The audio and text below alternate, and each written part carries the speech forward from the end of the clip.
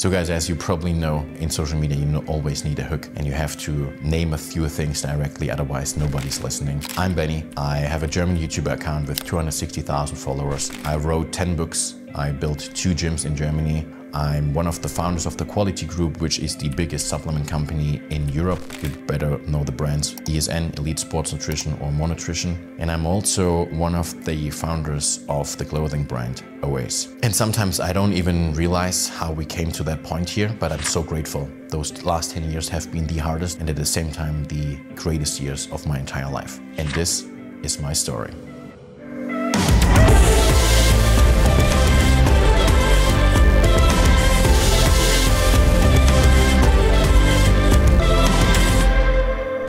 I want to do this video since over 1 year, but I was a little bit hesitate to do it because I'm not a native English speaker, but I'm living in Cyprus since over 4 years now and we speak mainly English there, of course. My girlfriend is from the US, so my English gets better and better and now I feel like it's the time to do it. If you have some funny comments, it's okay.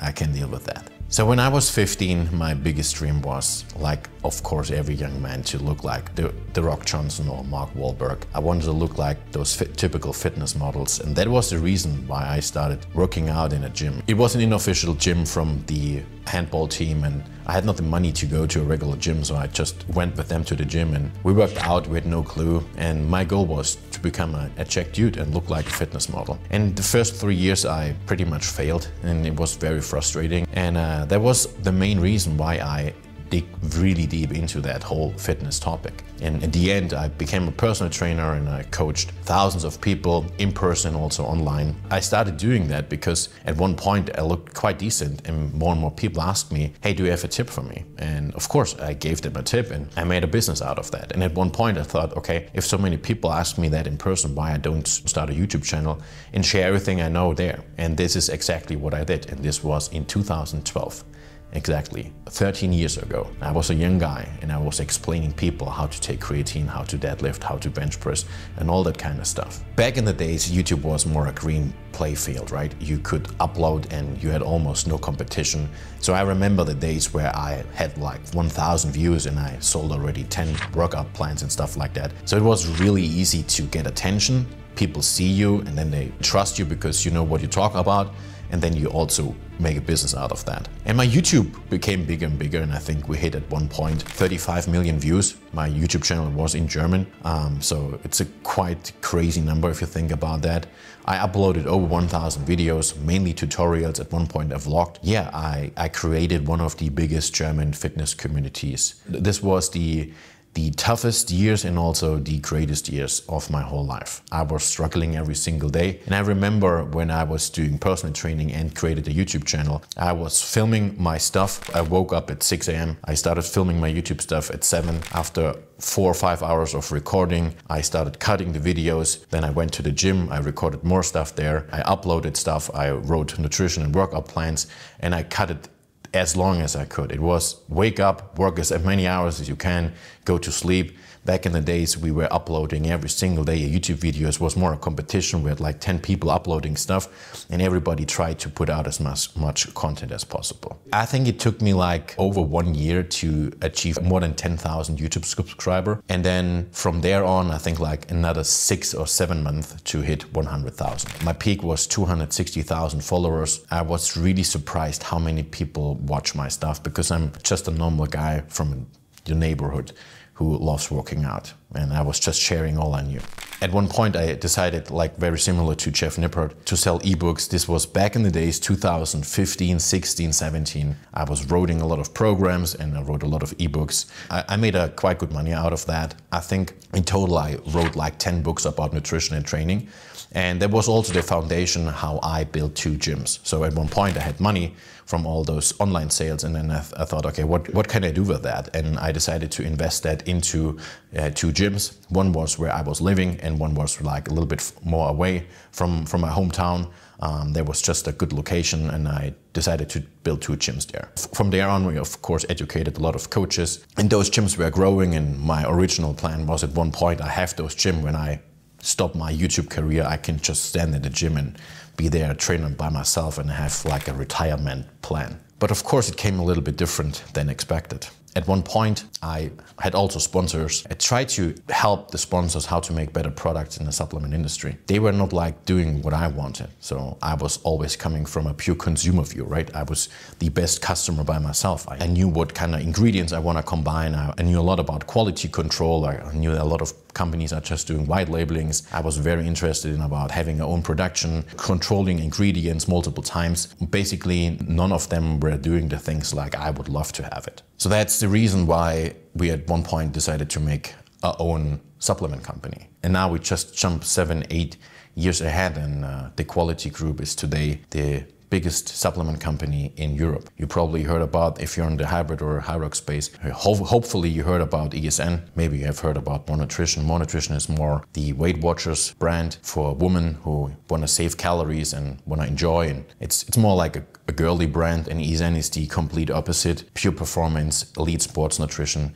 and I'm one of the founder of the Quality Group. If you're coming more from the strength side, you probably have heard about Urs Kaliczynski or Wesley. They are our athletes, and we develop with them products. I'm a former bodybuilder, so in 2017 I stepped on stage by myself, and the products I designed was basically for my own purpose. And of course, a lot of people realized, okay, he's doing that for himself. He probably knows what he's talking about. And I'm a little bit nerdy. I love to get in contact with the best people in the industry. More bodybuilders were back in the day really appreciating what I do and joined the team. I cannot really explain what happened over the last few years because we were grinding every single day, and sometimes you don't know how fast you move. And I remember when we were like competing with those other supplement companies and we had like similar revenues, or we have been even smaller. There have been like supplement companies there who sold their product without the internet, right? And then suddenly we came and we decided to want to become a huge company. And it was a huge struggle, but I think establishing the influencer model was a big part of that, understanding that being also visible as one of the founder of the company and speak for the company is a huge benefit, and you can explain this story way more authentic. So fast forward, in Germany we own till today 30 to 40% of the market share of the whole supplement company with the Quality Group. We are by far the biggest, and sometimes I don't even realize how we came to that point. We have around about 1,000 employees. We have our own production. We have the biggest bar line in whole Europe. Like hopefully you have tasted, maybe you will do in the future, the designer bar, which is a very special technique, how you do the core and the soft dough. We have our own logistic, our own production, our headquarters in Germany. We expand in Europe. Right now we are tackling Italy, Spain, we go to Poland. One of our big target group is of course also the UK. We have a lot of potential to grow in Europe, and definitely think also like telling the story, who we are in English will help that. And I'm very happy to give you some insights in our world. How we produce, where we produce. Just let me know if you're very interested in that, because I can tell you the supplement world is a little bit dirty sometimes.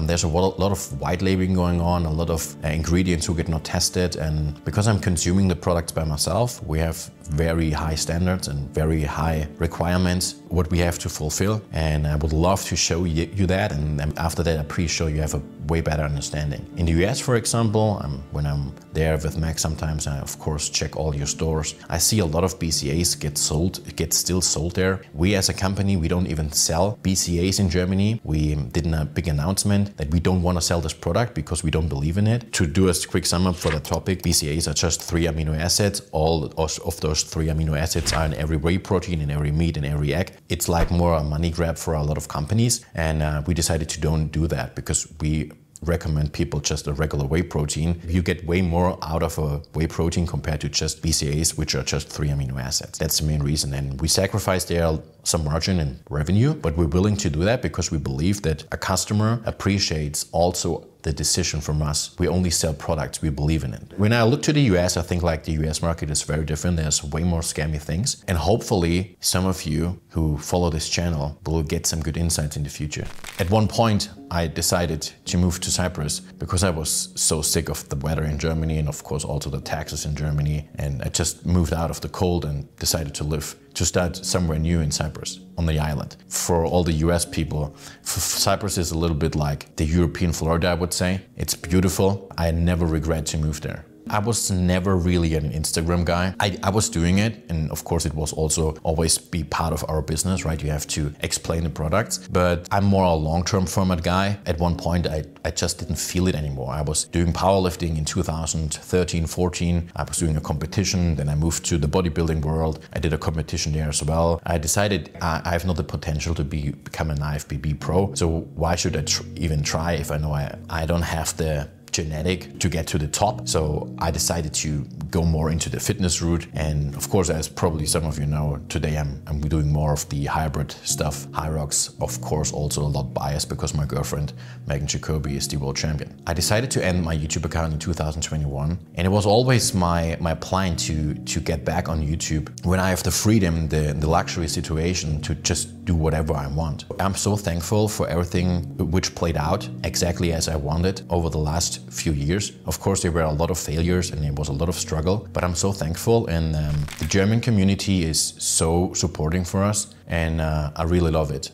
But on the same thing, I love challenges, and I don't have to work today for ESN, but I'm still active in the company and I'm still a shareholder, and I love what I do. For the German market, it felt like we've outplayed everything there. I started and I explained all the stuff with the tutorials and moved into vlogs.